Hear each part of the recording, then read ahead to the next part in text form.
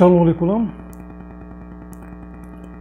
O Passuque 4 do capítulo 24 de Bamidbar diz o seguinte: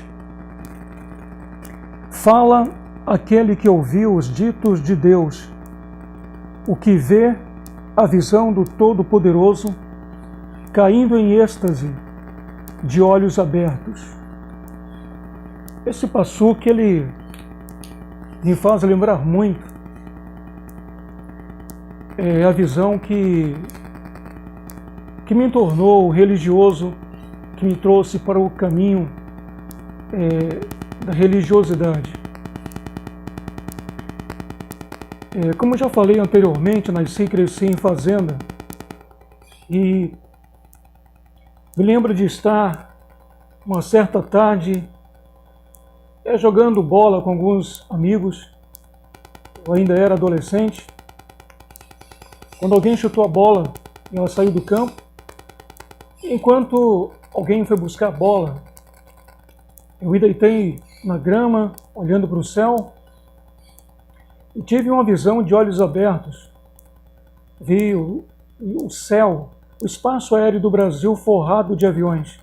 Eram muitos aviões, eram muitos caças. Naquele tempo eu não era religioso, então eu não sabia o que era visão, eu não tinha nem noção do que era isso. E guardei aquilo para mim. Mas só que no momento em que a pessoa foi buscar a bola que saiu do campo, que eu deitei na grama, olhando para cima, com os olhos abertos e vi o céu forrado de aviões, eu me assustei porque eram aviões demais. Não eram aviões comuns, eram caças. E assustado, eu comecei a apontar para o céu e gritar para as outras pessoas que estavam ali no campo, jogando futebol. Comecei a gritar para eles que estavam ali, apontando para o céu: olha, olha. Algumas pessoas olhando para mim, olhando para o céu e tiraram a vista, como se não tivessem vendo nada. No momento que eu olhei para eles, apontando para o céu e pedindo para que eles olhassem, porque eu estava assustado, eu estava deitado e me sentei na grama, porque eu me assustei pela quantidade de aviões. E nunca me esqueci mais dessa visão. Eu não sabia que era visão, né? Só depois é que eu vim saber o que era visão. E quando eu deitado, me sentei na grama, apontando para cima, e chamando pelos colegas, falando para eles olharem para o céu: olha, olha. Quando eu olhei para eles, tirei a vista do céu, olhei para eles, pedindo para que eles olhassem para o céu, porque eu estava assustado pela quantidade de aviões. Quando olhei para eles, para pedir a atenção deles, que eles olhassem também para o céu, para que vissem a quantidade de aviões no espaço aéreo brasileiro. Quando eu tirei a vista para olhar para eles, que olhei de volta para o céu, tinha sumido tudo. Olhei de novo, nada. Então fiquei com vergonha porque eu não sabia o que era visão. Fiquei envergonhado, guardei aquilo para mim, até começar a despertar para o lado religioso, comecei a despertar minha espiritualidade, até chegar aonde estou. Eu sou um dos irmãos mais novos da minha família. Alguns dos meus irmãos que dirigiam para o meu pai, eles foram casando e indo embora. E na época eu era o filho que estava em casa, solteiro, que dirigia o carro para meu pai. E gostava de ouvir o que ele falava, as histórias que ele contava. Dentre muitas coisas que eu ouvia meu pai contar, ele falava algumas coisas dos antepassados dele. Falava que nas épocas religiosas aqui no Brasil, os pais dele, os avós, eles não paravam para, por exemplo, em dia de finados, em dia de Todos os Santos, dia de Nossa Senhora Aparecida, eles nunca paravam, eles iam como se fosse fazer o oposto. Quando era feriado de São Fulano ou São Cicrano, em vez de ele parar como todo mundo, ao contrário, os pais dele, os avós, eles iam, o trabalho deles normalmente, para eles não consideravam aquele dia como um feriado. Dentre muitas coisas que meu pai falava, lembro muito bem,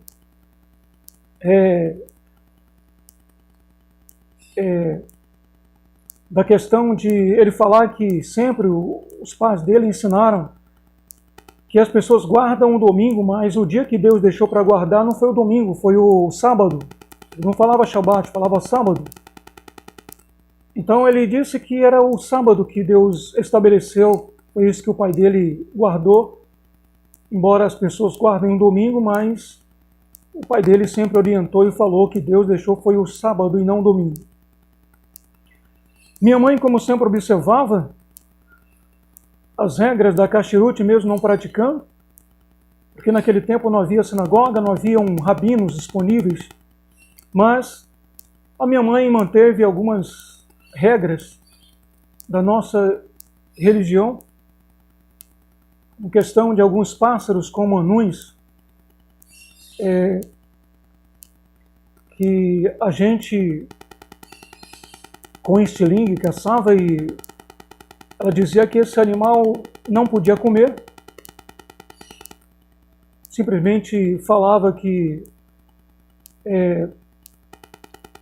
não era, digamos assim, que não era um pássaro feito para a gente se alimentar da carne dele. Como, por exemplo, nenhum lagartos, nenhum preguiça, um montão de outros animais, ela falava que a gente não podia comer, incluindo também carne de porco. Um dos meus irmãos, que caçava, por exemplo, às vezes chegava com tatu, às vezes chegava com outros animais que ela dizia que também não era para comer esses animais. Pessoas que comiam tanajura, uma formiga grande, né, que as pessoas comem, dizem que é comestível, a gente também não podia comer. Me falava que também não podia comer essas coisas que eram imundícias. Questão de tal de aruá, mussum, era um peixe-cobra que não é um peixe-cobra. Minha mãe também dizia que não podia comer, traíra e algumas outras espécies de peixes que não tinham escama. Não podia comer, ou seja, a gente não podia comer animais que tinham, ou seja, peixes que tinham couro. Somente animais que tinham, ou seja, peixes que tinham escama. Um tal de caboge também, ela falava que não podia comer, e tantas outras coisas. Entre muitas coisas que meu pai falou para mim, que eu guardei dentro comigo, que eu guardei na memória e levei comigo durante anos, foi a questão dele dizer que fazia parte de um povo, e esse povo se chamava judeu, era o povo judeu. E quando alguém falava sobre o povo judeu, meu pai falava que fazia parte desse povo aí, eu faço parte desse povo aí. Então isso guardei para mim durante muito tempo, e a minha caminhada a partir da visão que eu tive de olhos abertos em um campo de futebol quando era adolescente, a minha caminhada religiosa se iniciou a partir dali, a minha curiosidade pela Bíblia, né? Então comecei a ler o Taná de Bereshit, principalmente a parte da Torá, de Bereshit até Devarim, e conheci de perto outras religiões, pela curiosidade de voltar às minhas raízes. E cheguei a conhecer pessoalmente, hoje, algumas coisas que eu conheço de religiões não foi coisas que alguém falou, mas coisas que eu vivi, coisas que eu presenciei, eu participei, eu vivi. Então eu posso falar até realmente chegar o momento de voltar às minhas raízes, de estar hoje vivendo o israelismo, de estar hoje servindo a meu Deus, o meu Criador, bendito seja Ele. E às vezes me pego pensando sobre, tem algumas ocorrências no Brasil, algumas coisas que acontecem aqui no Brasil que faz com que eu comece a pensar nessa visão que eu tive de olhos abertos. Com uma visão de Bilã. Ele disse que, como diz aqui, o homem que via as visões de Deus de olhos abertos, entrando em êxtase de olhos abertos, via as visões de Deus.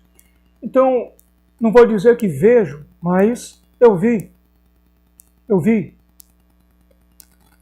E me assustei com a realidade porque não foi um sonho, foi uma visão de olhos abertos. Eu estava bem acordado porque estava jogando futebol.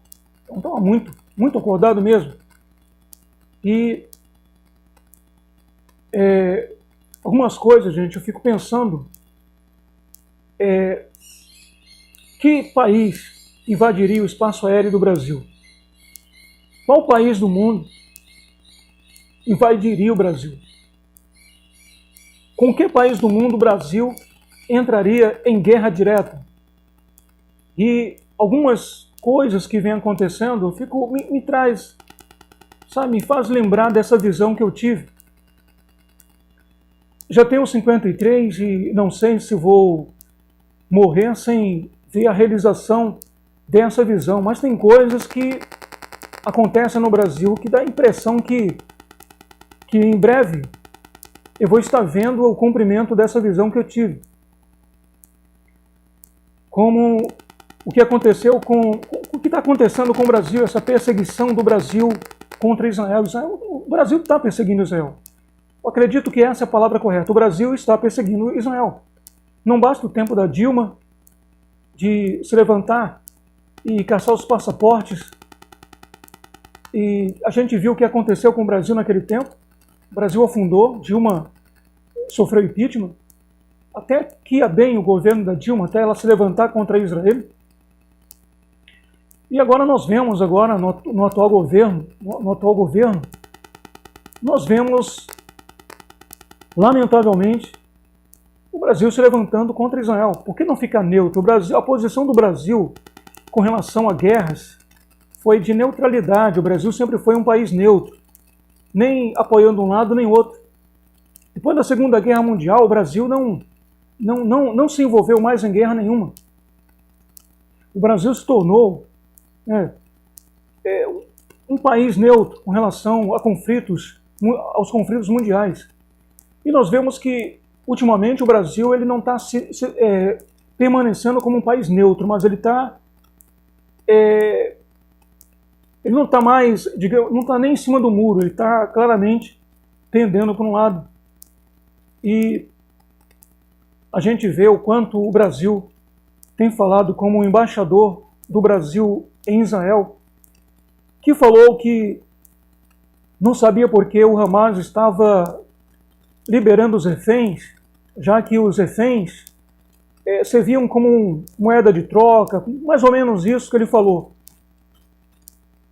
E é claro, o que é que está acontecendo com o Brasil? Vemos em uma reunião no Irã, a posse do presidente iraniano, vemos ali o vice-presidente do Brasil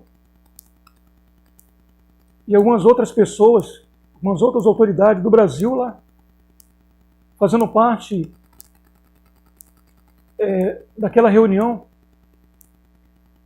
Nós vemos o Brasil se levantando claramente, agora, recentemente, quando o Brasil que ignora o que aconteceu em 7 de outubro de 2023, quando foi que vimos o governo brasileiro condenar veementemente o que aconteceu no dia 7 de outubro de 2023 em Israel? É fácil simplesmente, nós não apoiamos, nós condenamos aquela atitude, mas não fez nada. Então, simplesmente falar e dizer que condena a atitude, mas não fazer nada, é como não agir de forma alguma. E nós vemos aí um soldado israelense que veio passar férias aqui no Brasil, sofrer perseguição aqui no Brasil. A justiça brasileira acata uma denúncia de uma ONG cujos fundadores participaram do Hezbollah, ou por que não dizer, né, diretamente, vamos dizer, participaram indiretamente, não, diretamente do Hezbollah. Os fundadores tinham envolvimento com o Hezbollah. E nós sabemos que tanto o Hezbollah como o Hamas, eles não está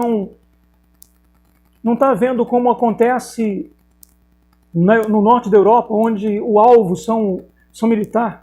São alvos militares que estão sendo atacados, estão sendo o alvo. Mas nós vemos que o alvo do Hamas e do Hezbollah são civis. Sem contar que eles vão para locais onde se encontram civis, de lá começam a lançar seus mísseis e foguetes, e Israel tem que responder, ou então sofrer as consequências da perda dos seus cidadãos, e tem que revidar também com bombardeios, e ali, lamentavelmente, não tem como atingir os membros do Hezbollah sem, consequentemente, atingir também civis. E a culpa disso é do Hezbollah e é do Hamas.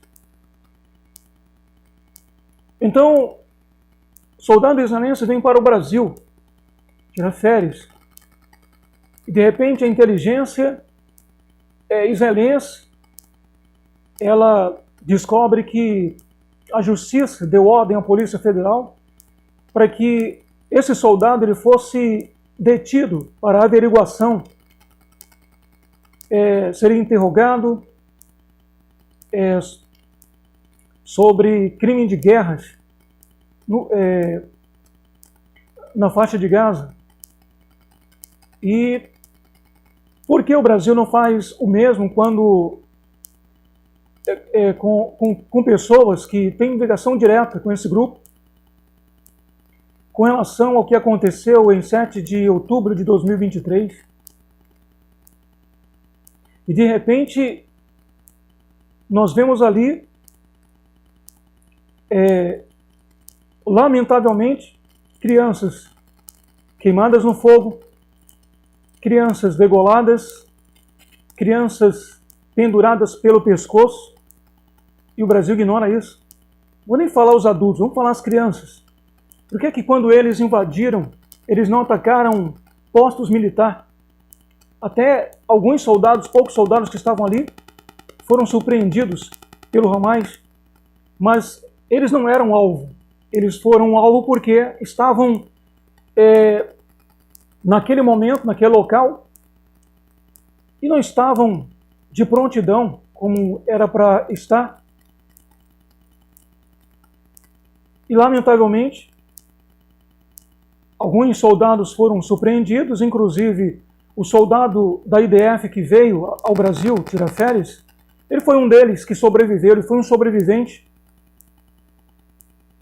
Foi um dos que revidaram contra os invasores, porque senão o número de mortos, de civis mortos em território israelense seria bem maior do que 1.200.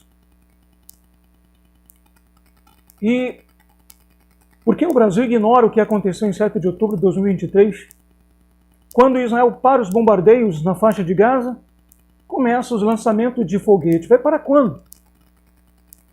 Quando não existir mais nenhum membro do Hezbollah? Porque se diz, Israel tem que parar. Quando Israel, tudo bem.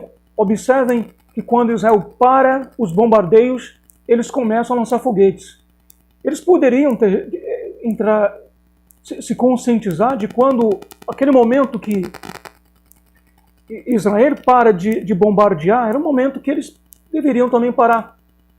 Não atacar novamente Israel, mas quando ele ataca Israel se sente na necessidade e na obrigação de bombardear o local. E às vezes eles pegam esses lançadores de foguetes e mísseis e colocam em hospitais, em escolas e no meio de acampamentos civis, ou Israel revida, ou então quem vai perecer serão os civis israelenses. E é lamentável que o Brasil se alie ao Irã, é lamentável que o Brasil se alie ao Hezbollah, ao Hamas. É lamentável que a gente vê que a situação diplomática entre o Brasil e Israel está se agravando cada vez mais, e é por isso que essa situação me faz lembrar da visão que eu tive de olhos abertos, de aviões invadindo o espaço aéreo brasileiro. E não se engane, gente, se um dia o Brasil entrar em guerra direta contra Israel, naquele momento que houver uma guerra direta entre Brasil e Israel, não se engane, os Estados Unidos vão entrar também e o Brasil vai estar bem encrencado. Porque a partir do momento que o Brasil, ele, digamos assim, a situação entre o Brasil e Israel se agravar, se houver uma guerra entre ambos os países, não pense que os Estados Unidos vai ficar de braços encruzados apenas assistindo de camarote, não. Os Estados Unidos vai bombardear o Brasil. E o Brasil não tem condição de entrar em uma guerra no momento. O Brasil não está em condição econômica. O Brasil está em uma situação econômica muito grave. E entrar hoje em uma guerra com uma superpotência como os Estados Unidos, tu não pode ver apenas Israel. Outra coisa, Israel está atacando os Estados Unidos.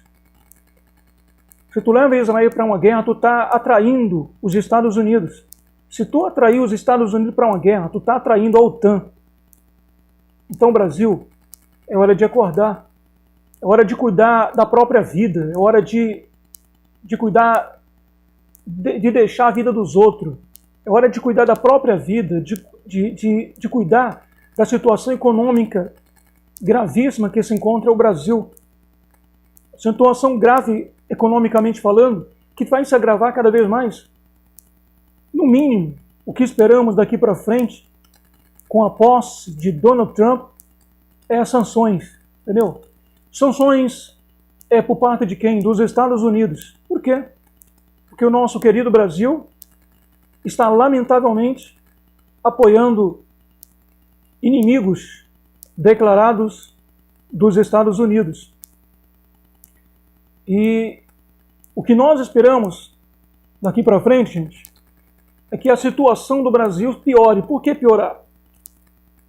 Eu tenho certeza que o mínimo que vai acontecer daqui para frente com esse novo mandato de Donald Trump serão sanções. O mínimo que vai acontecer são sanções impostas pelos Estados Unidos ao Brasil. E piorando ainda, agravando mais ainda a situação econômica do nosso país, quando o Brasil deveria cuidar da própria vida e sair da crise econômica que se encontra, barrar a desvalorização da moeda brasileira, porque um dólar praticamente R$7, lamentavelmente o Brasil está incomodado com a vida dos outros e veio cuidar da sua vida. Já pensou aquela pessoa cheia de problemas na vida que, em vez de cuidar da sua vida, está incomodada com a vida do A, do B, incomodada com a vida do vizinho, cheio de problemas para resolver, mas ele está incomodado com a vida do vizinho. Ele está incomodado com a vida dos outros, em vez de cuidar da vida dele. O tempo vai passando, os problemas dele vão se agravando, enquanto ele olha para a vida dos outros, em vez de olhar para a sua própria vida e cuidar da sua própria vida. Bem assim se encontra o nosso querido Brasil, lamentavelmente. É por isso que no Brasil, gente, a gente vê que geralmente a sociedade brasileira condena a mulher estuprada pelo estupro. Por quê? Porque esse é o comportamento do governo do Brasil. Está condenando a vítima pelo ataque. Israel é o que? A vítima. Israel foi vítima em 7 de outubro de 2023, mas o Brasil está condenando a vítima, está condenando Israel, e não quem atacou Israel. É por isso que a sociedade brasileira vai sempre condenar uma mulher e dizer que a mulher é culpada pelo estupro que sofreu. É por isso que a sociedade brasileira, já até saiu noticiário, de alguém dizer que a criança é culpada por ter sido uma vítima da pedofilia devido a essa cultura, lamentavelmente, essa cultura lastimável que nós temos aqui no nosso país. Então, a partir do momento que o governo brasileiro não condena quem atacou, condena quem se defende, tirando o direito de legítima defesa da pessoa atacada, do país atacado, o Brasil vai transmitindo para a sociedade brasileira uma mensagem de que a vítima é culpada pelo ataque. Quantas pessoas que lamentavelmente são vítimas de calúnia, de difamação e vira alvo da sociedade, porque só houve um lado, não houve o outro lado. Simplesmente o que alguém falou é a verdade, é a pura verdade. Não dá direito para a pessoa difamada se defender, não para ouvir o outro lado, né? Como acontece na justiça de acordo com a lei, que se acusa, o acusado tem um direito a falar, o acusador tem direito a testemunhas, o acusado tem direito a testemunhas de defesa e até advogado. Você tem o direito de se defender, mas saindo daí, a sociedade brasileira não se comporta assim, ouvindo os dois lados, mas apenas um lado. Se você um dia for vítima de uma difamação ou de calúnia, lembre-se, as pessoas vão acreditar no que disseram sem nunca chegar para você e fazer uma pergunta se foi exatamente daquele jeito e daquela forma que estão falando. Vão simplesmente condenar você. Por quê? Porque esse é o comportamento da sociedade brasileira. Sempre vai culpar a vítima pelo ataque. Quando você está sendo atacado, estão achando engraçado, estão achando bonito, estão rindo, estão se divertindo. A partir do momento que você revida contra o agressor, eles se revoltam contra você como se você estivesse agredindo, sendo que você já vinha sendo agredido, né, há um tempo, até chegar o momento de você dar um chega, de você revidar e a pessoa começar a dizer que você é quem está errado, como se você não tivesse direito de se defender, como se você não tivesse, ou seja, como se a vítima, entendeu, fosse a culpada de tudo e não tivesse direito algum de se defender, entendeu, de ser pisado. É assim a mentalidade da sociedade brasileira. E é essa mensagem que o governo do Brasil passa diretamente, né, quando persegue Israel. Tá?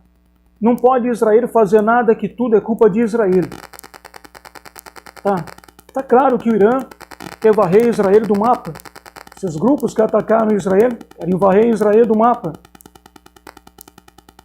Mas o que nós vemos?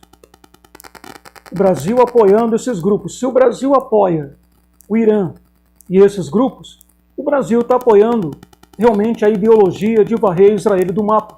Então, o Brasil já declarou a sua posição, a posição de inimigo de Israel. É o que o governo brasileiro tem passado, pelo menos no governo atual.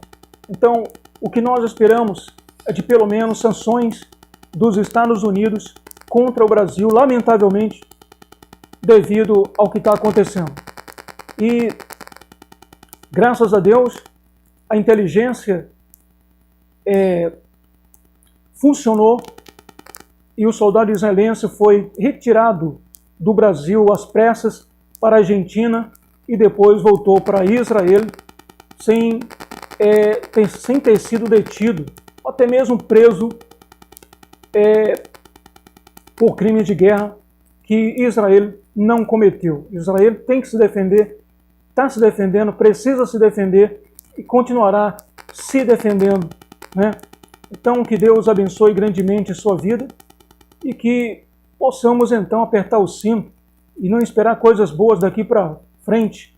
Nós vemos que o único país do mundo que apoia Israel é abençoado, os Estados Unidos, e o Brasil, que se levanta contra Israel, já começou a decair, já começou realmente a enguiçar a economia, já começou a ir realmente de mal a pior, lamentavelmente. Essa é a maldição automática que vem de Deus por estar apoiando inimigos de Israel, em vez de estar ao lado realmente de Israel. Isso é lamentável. Então, Shalom, Ritra hoje.